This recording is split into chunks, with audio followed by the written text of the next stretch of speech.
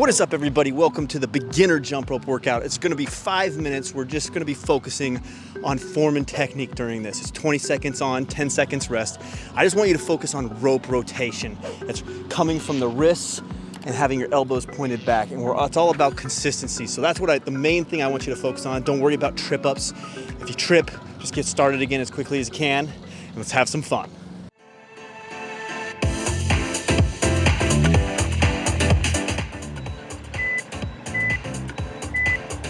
Go.